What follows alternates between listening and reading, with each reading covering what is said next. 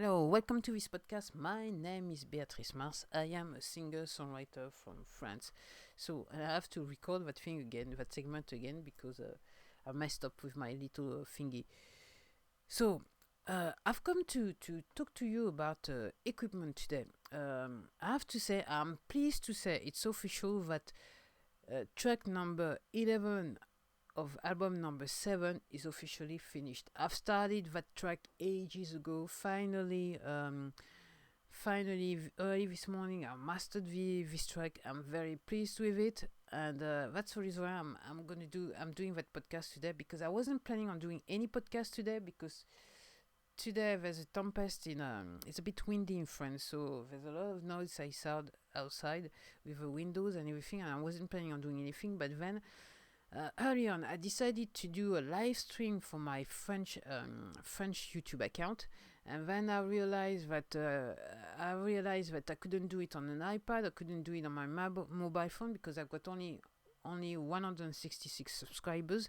So YouTube have changed the rules, and I didn't know about it. So I decided to try it on my laptop, knowing that in terms of live streaming, there are a few changes on YouTube. So I tried the new interface, the new application, the new function, and basically, as far as I'm concerned, it's working just fine, and it's damn right easy. It's as easy as it was on mobile phone, because I did some live stream on mobile phone before. So I knew it was I knew, so it's actually the same. It's very easy to use. It's quite nice. So if I do get 1,000 subscribers on my French YouTube account, or if I do get 1,000 subscribers for my music account, Beatrice Marse Music on YouTube, then I will do some live streaming on the mobile phone. But otherwise, I will have to actually wait a little bit.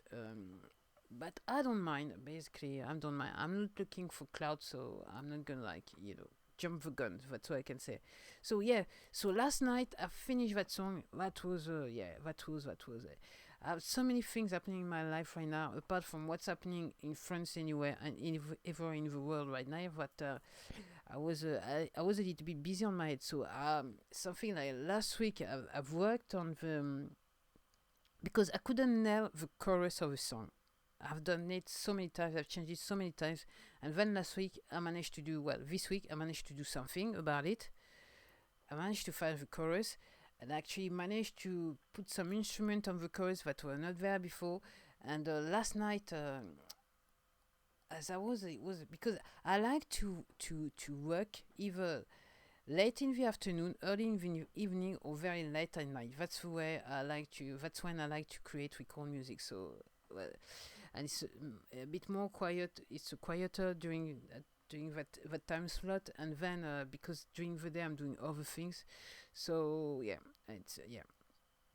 So I'm pleased to say last night it happened, and the reason why I'm doing this podcast is that I would like to stress the importance of having a good set of headphones and a good set of speakers. So up to pretty recently, I was only recording and mastering on my headphone. This one, they are the AKG K171 Studio that I had those headphones for like million years. So a lot. Well, it's been like maybe over 20 years, right?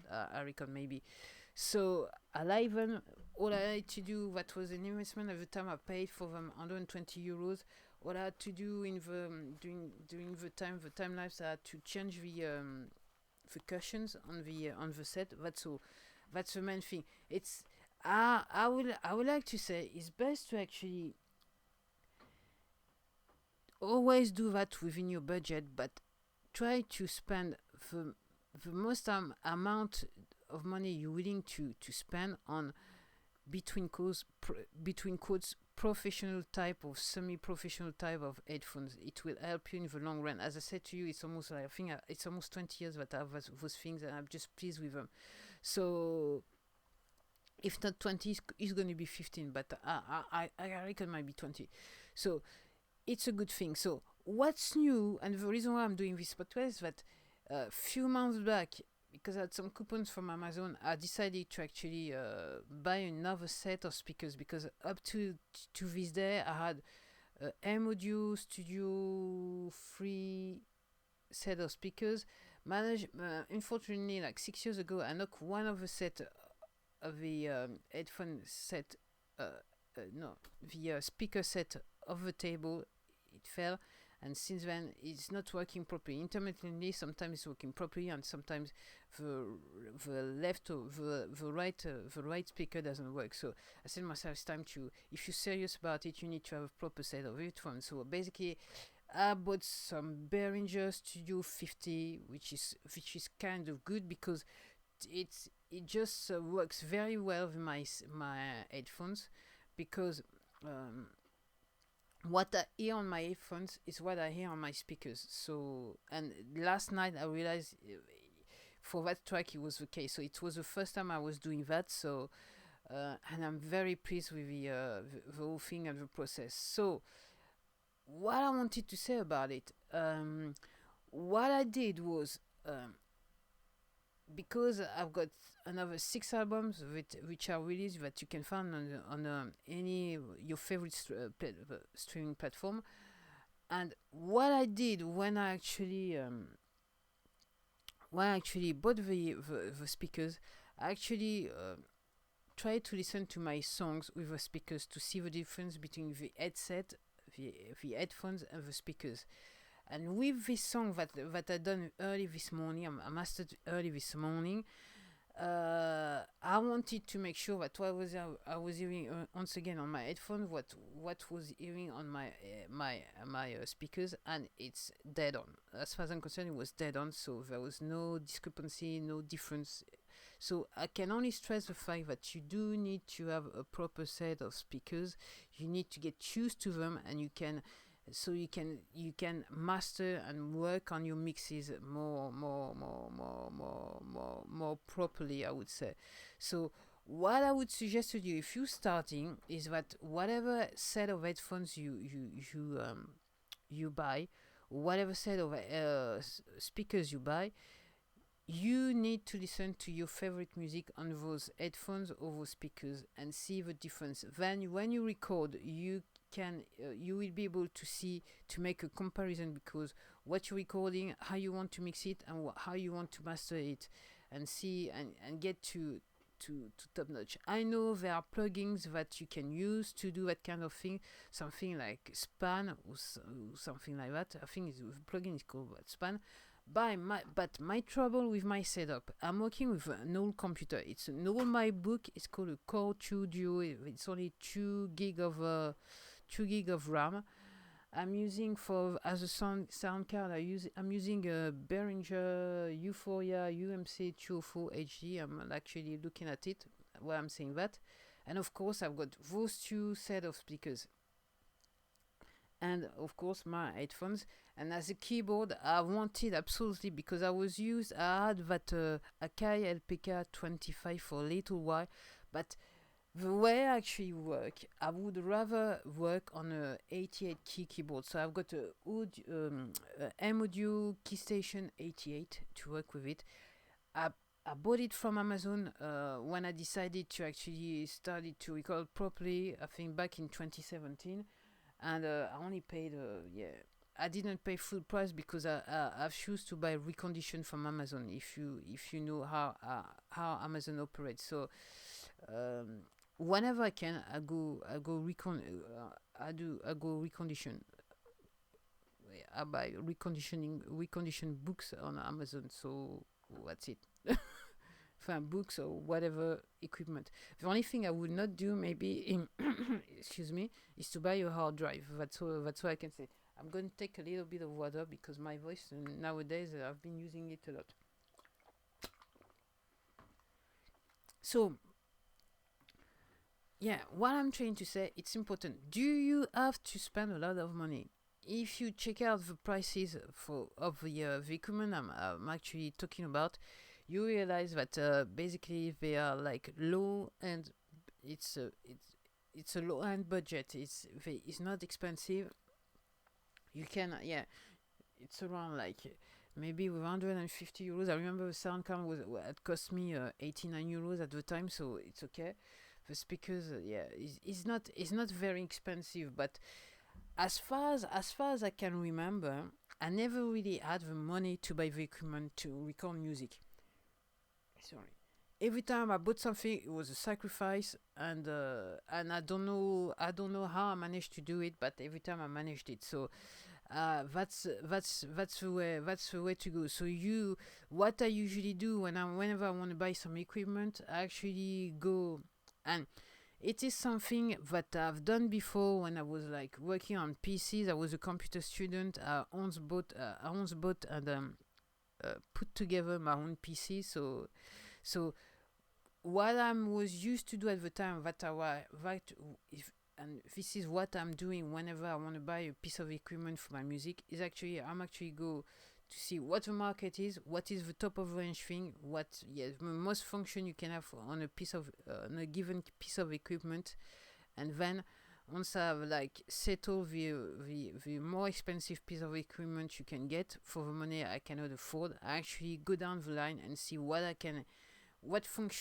exact function I can get with the amount of money I may have in my hand at the time. So usually, that's the reason why I would say I'm a huge fan of Behringer, because to me, they're making some kind of decent equipment that you can use to record some music. So people are laughing about this brand, but not anymore with all those modular modular modules. They actually yeah, modular synthesizer modules that actually putting out nowadays. People are not laughing anymore about that brand. But to me, I mean, how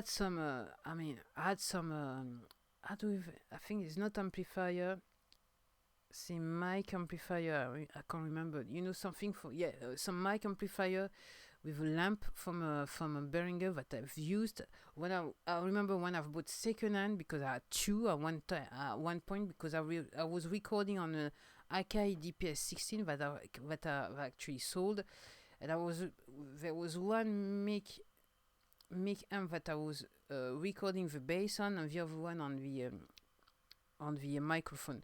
So also I try to do as much as possible, try to have a fixed setup. So once I plug something, I try to avoid to unplug things. So the only trouble I have is for the sound card, the Euphoria. So I only got two channels. I would like to upgrade, but I'm waiting, because money is too tight to mention. That's what I can say. So, but that's the only thing. I'm actually unplugging the mic and everything. But as if you can afford it, try to take it to make your setup as permanent as possible, because it's no fun when you have an idea to have to plug things while you have your idea. So nowadays, what I usually do, what you can do, is that whenever I've got an idea, I actually record it on my mobile phone, and then I come back to it later, or but it's best to have everything. So when you're in the flow, you actually go direct into the flow. You don't have that setback that you need to set up everything to actually record the whole thing. So it's up to you. As far as I'm concerned, the DAW I'm using is GarageBand. I have no shame about it. That's the reason why I'm using MacBook products, because you got the essential when you are a creator, GarageBand, and you've got iMovie. Even though iMovie doesn't work anymore with my MacBook, I don't know why. But then I moved on to another free software, which is called Shotcut. I'm very pleased with it so far. So for what I want to do, it's just fine. Because I haven't got so much power on my computer, I can go too fancy on the movie thing, because that's what I've discovered last week. But it doesn't matter. I can do the basics, and that's what matters the most. So yeah, to me, any DAW will do when you start. Then if you want to be more specific, then maybe, I mean, I will not lie, I would love to get to Logic Pro X. I'm not gonna lie on that. So that's it for me. Thank you for listening to me, because right now I haven't got any space on my hard disk. So you hear from me later. So a little bit of advice: